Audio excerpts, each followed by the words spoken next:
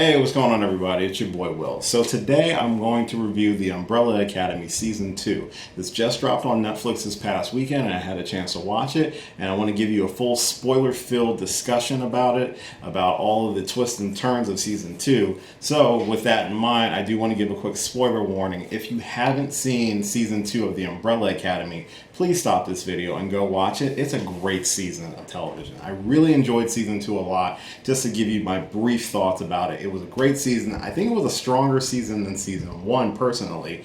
It had a lot more action, had a really good soundtrack to it due to the setting of the series in the 1960s, and I think it leaves a really satisfying conclusion to some of the leftover threads from Season 1 and gives us something exciting to look forward to in Season 3 whenever we get Season 3. With that in mind, if you don't want to be spoiled on Season 2, please, like I said, go check out Season 2 now and then come back and watch my thoughts and some of the more surprises that are in store that I'm going to talk about here in just a minute. Before I get started, I just want to say thank you so much for watching this and all of my videos. I really appreciate it. You can comment down below, let me know your thoughts of Season 2. I'd love to hear from you, and you can follow me on all the various social medias that'll be at the end of the video. With that in mind, let's jump right into my review. If you do need a quick refresher course, Season 1 featured the introduction of the Hargrave siblings that were all adopted on the same day that they were born. All of the siblings have superpowers and abilities. They were raised by Reginald Hargraves, who,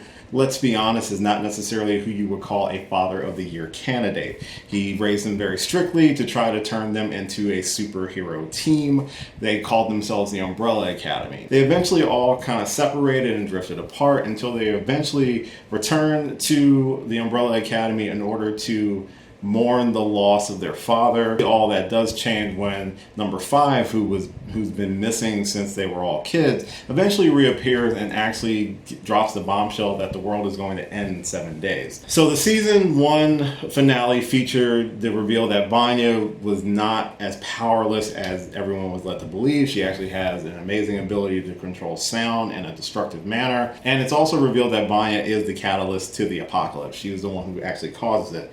So the siblings try to stop her without killing her, which they were able to do. Unfortunately, she had already triggered the events of the apocalypse by having the moon be destroyed and chunks of it land on Earth. In order to save his family, number 5 did have to try to time jump with all of the siblings at the same time, which was successful, and we're left with the cliffhanger of where they ended up going. You know the whole story. So Season 2 primarily takes place in Dallas, Texas in the 1960s when number 5 decided to do a time jump with his siblings in order to save them. He was unsuccessful in having them all land together. They're scattered over the course of about 3 years within Dallas, which I like that element introduced into Season 2, because in Season 1, remember when number 5 decided to try time travel for the first time, he got stuck in the apocalyptic future, and he was stuck there by himself for about 45 years. With this, it allowed each of the siblings to have some time alone. With everything that they experienced in Season 1, they were able to kind of grow more as characters, so that a lot of that character development was kind of done off screen. But we did get some of it through flashbacks and through certain episodes dedicated to each of the siblings. With Vanya, it was really nice because we got to see her kind of have a happy couple years on her own. I believe Vanya appeared in Dallas in 1961, but she was suffering from amnesia, which we believe was caused by a car accident when she ran in front of a car. It's later revealed that she suppressed the memories or the events of Season 1 because they were so traumatic. And if you remember, Vanya growing up, she didn't have her powers displayed because they were hidden from her by Reginald with the use of number 3 with Allison's ability to make her forget that she had powers because she couldn't control them. So instead of helping her control them, which he thought the easiest way was just to erase her memories, which wasn't good because obviously they cause her emotional trauma and distress and isolation from the rest of the family, which directly leads to the apocalypse to begin with. With Season 2, they kind of give her a fresh start, give her a chance to be kind of in a loving relationship with, I forget the lady's name, I think her name's Sissy, with Sissy and her son Harlan, who who are in kind of a bad home life relationship with the husband, Carl. I really like how she was able to positively develop her powers and given more time to develop more of a positive relationship with the rest of the family. This season took the opportunity to pair up different combinations of the siblings. Like with season 1, we saw Klaus and Diego together a lot. And number 5 was kind of alone for a lot of it. Same with Vanya. Allison and Luther had a lot of time together. With this season, we see more of Allison and Klaus together. Luther and Diego have more time to kind of reconcile some of their anger issues they had with each other in season 1. And actually kind of do a 180, because Diego is much more of a leading character this season compared to last season, in my opinion. He was a lot more of a central focus due to his relationship with Lila, who was a character he met while he was locked in an insane asylum, because when he lands, he realizes they're back in time, and he decides to continue the hero work by trying to save the president, John F. Kennedy, from being assassinated. But I really like how he grew throughout the season. The character of Lila, who is actually a new introduction to this season, plays a pivotal role not only as a romantic interest of Diego, but also later is revealed that she is the daughter of the Handler,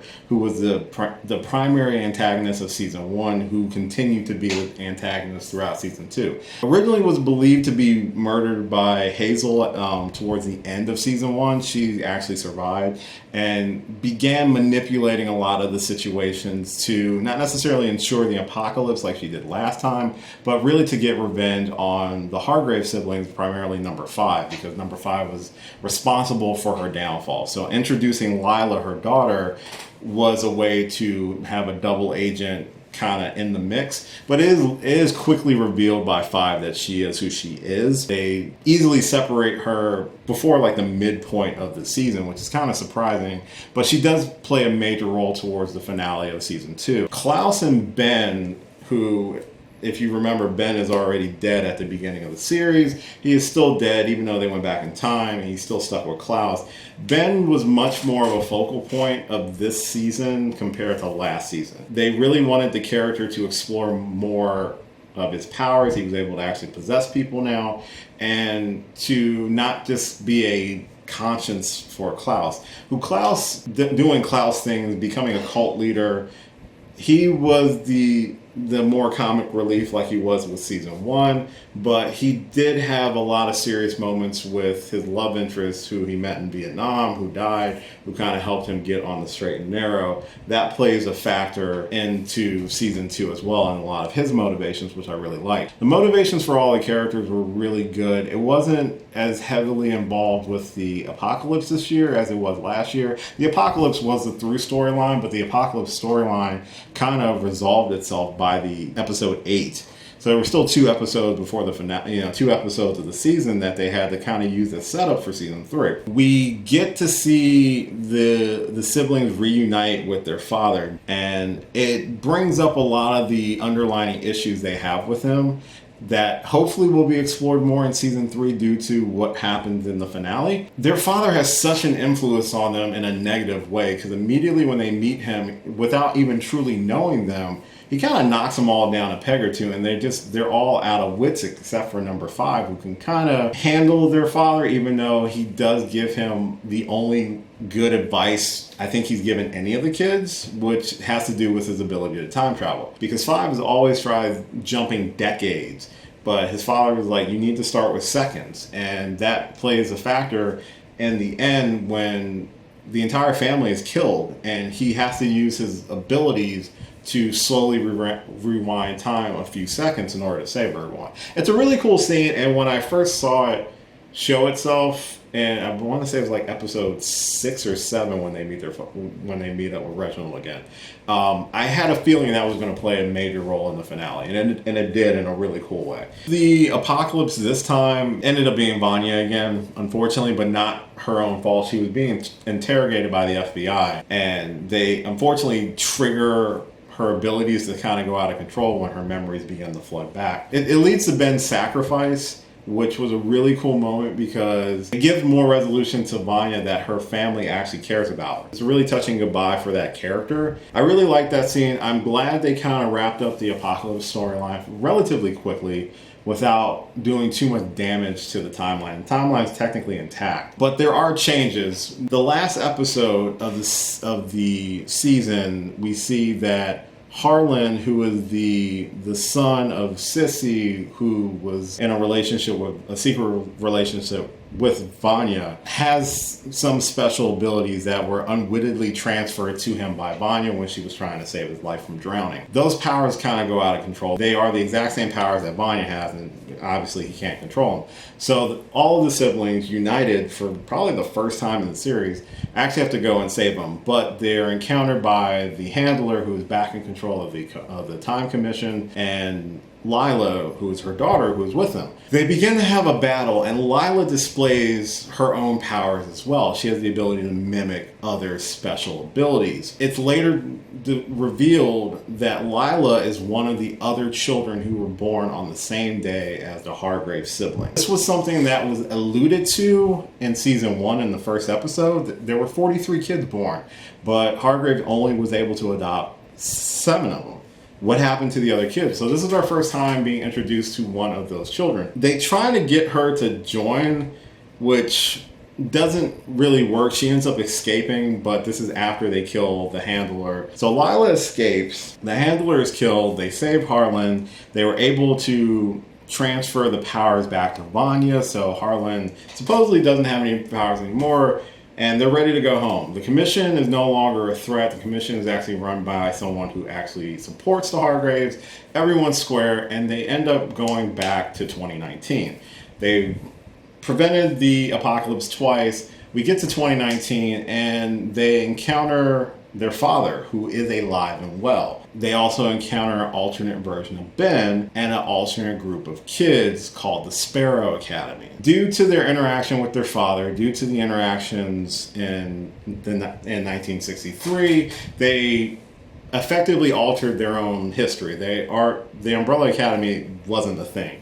Hargraves clearly was not impressed with the kids when he met them in 1963, so he clearly took note of their abilities and decided to try a different group, try a different teaching method. I don't know if he was more stricter or more lenient or whatever. It seems like he was a little bit more hardcore on his parenting style, which means this team is probably a little bit more hardcore, especially with Ben, this alternate version of him having scars on his face, looking a little bit more hardcore. That's really exciting for a cliffhanger, and it sucks that we have to wait so long to get to that point. I really, really, really enjoyed this season. I thought, like I said at the beginning of the video, I really think this season was a lot stronger than season 1. This is a personal opinion, because we got through a lot of the sibling rivalry and angst and stuff, and a lot of that drama made the season feel super slow for season 1, where season 2 I felt like we were just on the ball and they were moving super quick. There were certain things that I wasn't a huge fan of, namely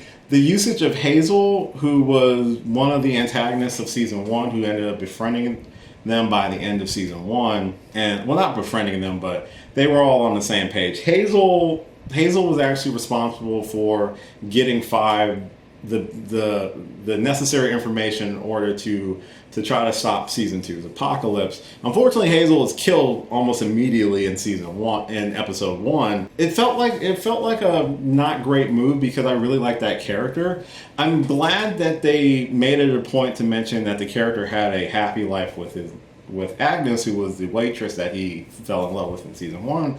But I would have loved to see more of that character. Also, the newer assassins, which were this a group of Swedish men, they were relative antagonists for season 2, but they really didn't play a huge major factor.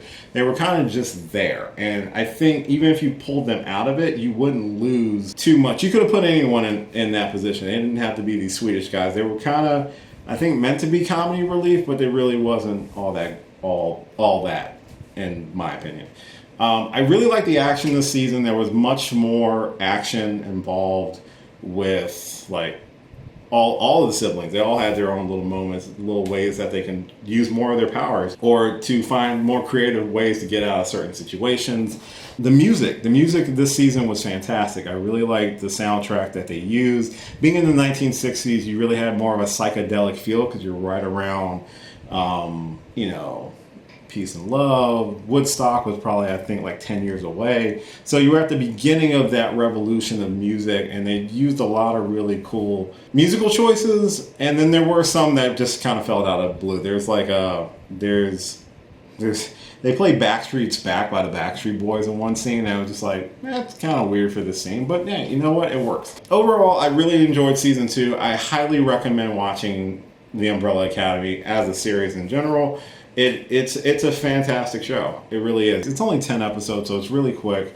But being that we're finally touching on the other kids with superpowers, the results of them changing the timeline, I really am hoping that season 3 doesn't have an apocalypse storyline to it. I think you have so much now with an alternate timeline, your father being alive, and you also have to deal with an alternate team who may be better or worse than you. They could be better in terms of their skill of using their powers, but worse in the sense of not having any sort of compassion. It's going to be an interesting clash of ideologies between the two siblings groups that were, the Umbrella Academy and the Sparrow Academy. So I think that is going to give a much more interesting season 3 than just having another apocalypse situation that they have to try to stop. By the end of season 2, the family is now a family, and they actually seem to like each other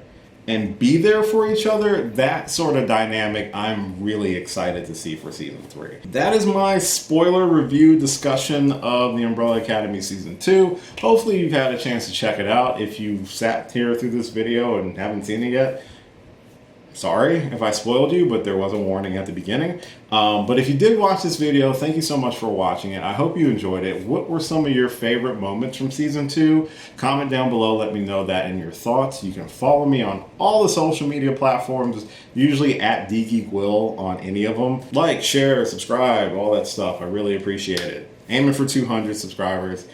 If I seem a little tired, it's because I've had some trouble recording this video, so I'm really glad I got through it.